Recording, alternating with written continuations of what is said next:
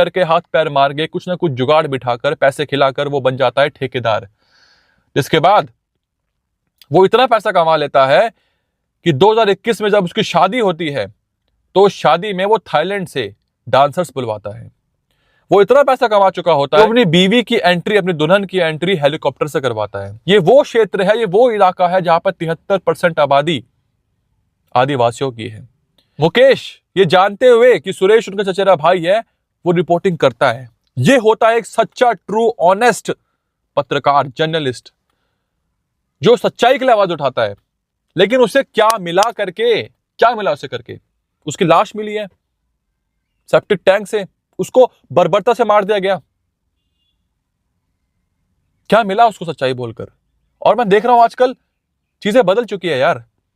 अच्छों के साथ अच्छा नहीं हो रहा है और बुरे के साथ बुरा नहीं हो रहा है। ये क्या हो रहा है? हमने भी जब सुशांत सिंह राजपूत केस में आवाज उठाई तो हमारे साथ भी यही हुआ। हमारे ऊपर एफआईआर करी गई, हमें धमकियां मिली गई, आए दिन धमकियां मिलना, मारने की धमकी, जान से मारने की धमकी और न जाने क्या क्या। लेकिन फिर भी हार नहीं मानी। और हमें मिला क्या यार?